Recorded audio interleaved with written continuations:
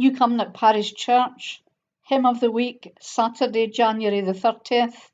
The Lord's my shepherd, Psalm 23.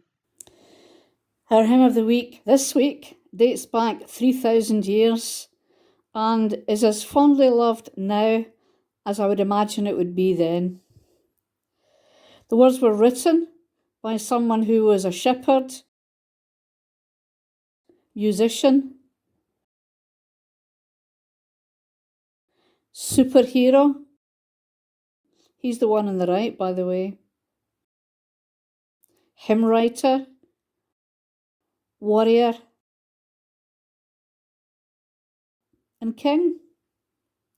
But most importantly, a person the Bible describes as a man after God's own heart.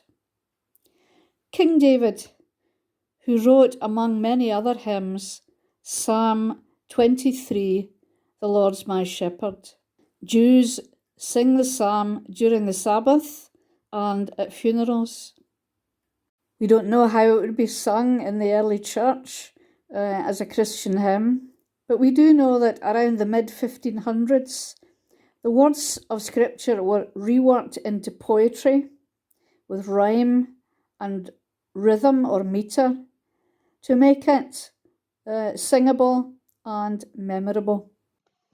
Francis Rous was an English politician and Puritan, and he is accepted as the author of an early version of the Psalter, or Book of Psalms, which over the course of 6 years was revised by the Church of Scotland and then approved for public worship, being first sung as that approved version in Glasgow on May the 19th, 1650.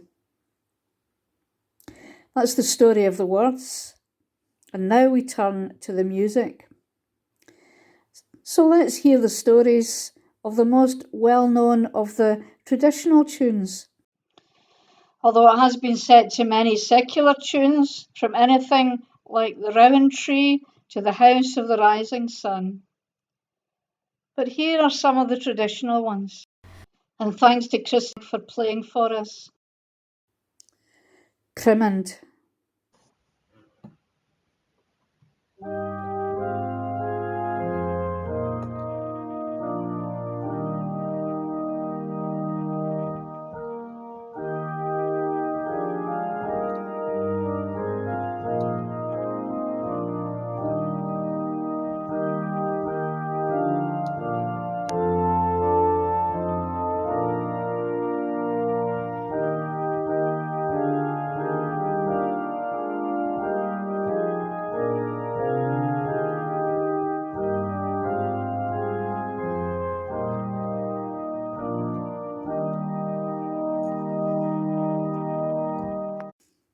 Jessie Seymour Irvine was the daughter of the Reverend Alexander Irvine, who served at one time in the parish church in Crimond, Aberdeenshire.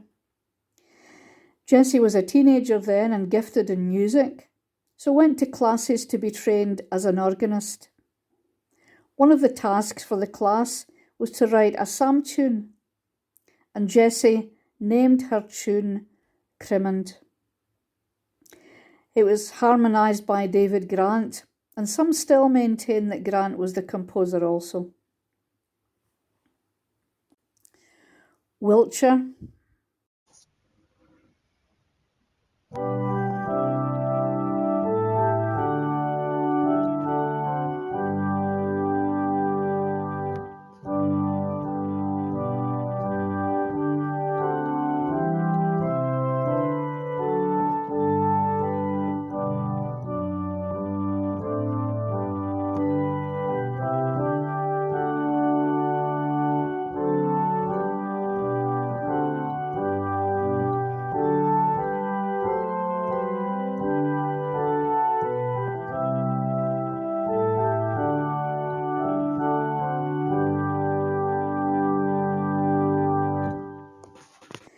There could hardly be more of a contrast between Jessie Irvine and the writer of the tune Wiltshire by Sir George Thomas Smart. He has an extensive musical CV. So here we go. Son of a music seller from London, choir boy at the Chapel Royal, trained and expert violinist, organist and singing teacher, conductor at the Royal Academy of Music, organist, then composer at the Chapel Royal, chief musical leader and organiser of music for many public events. He knew Beethoven personally, and the composer Weber was a friend also, and actually died in Sir George Thomas Mark's house. Although in Scotland it's one of the Psalm 23 tunes, elsewhere in the United Kingdom and probably overseas, it's more commonly used for the hymn Through All the Changing Scenes of Life. Orlington.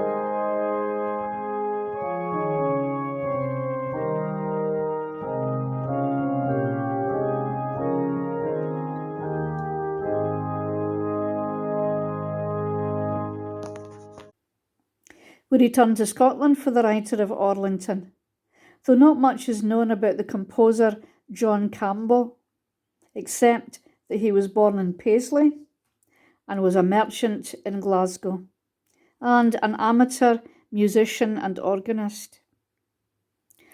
Of the name Orlington, nothing is said at all, though Orlington is apparently a small village near Slidery on the island of Arran, maybe a favourite holiday destination for the Campbell clan. Brother James's heir.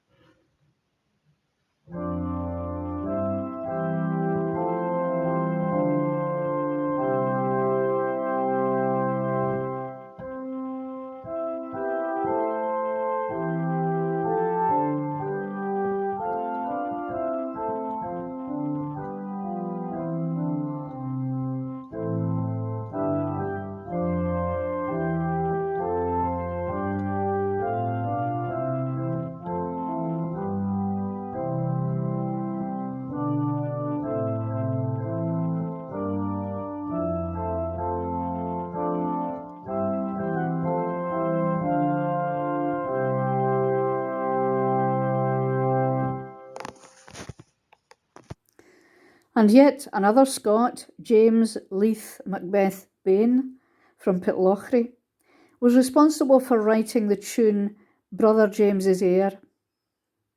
He was a healer, a mystic, a poet, known simply as Brother James.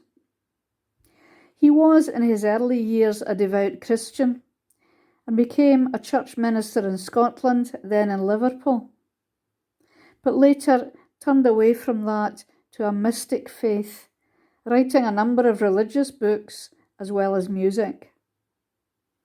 Unlike the other composers we've mentioned, Brother James seems to have had no formal training in music.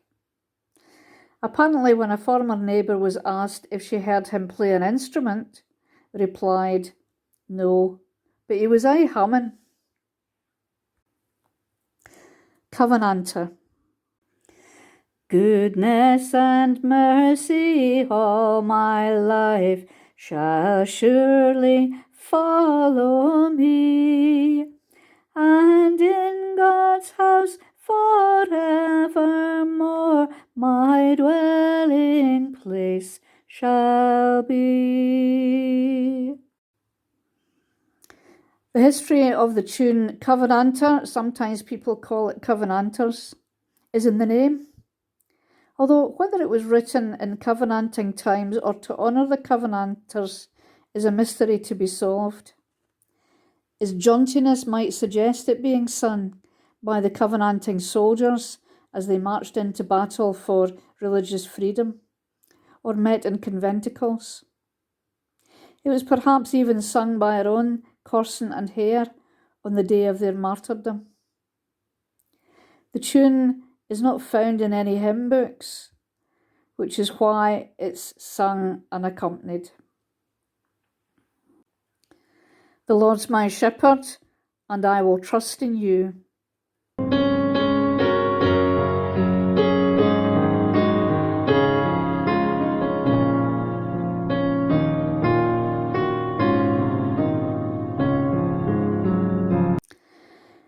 We now come to the land of the living with some changes to the words but not the meaning, and an added chorus. And that gives us what we call the modern version of Psalm 23, as written by Stuart Townend. Stuart is the son of a Church of England vicar in West Yorkshire.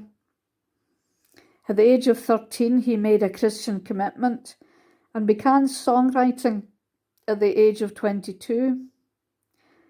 He went on to study literature at the University of Sussex. He's written many hymns, led worship, and performed in events across the world and at many conferences and festivals. He now lives in Brighton on the south coast of England and is a member of the Church of Christ the King, where he serves with the worship team. And how could we forget?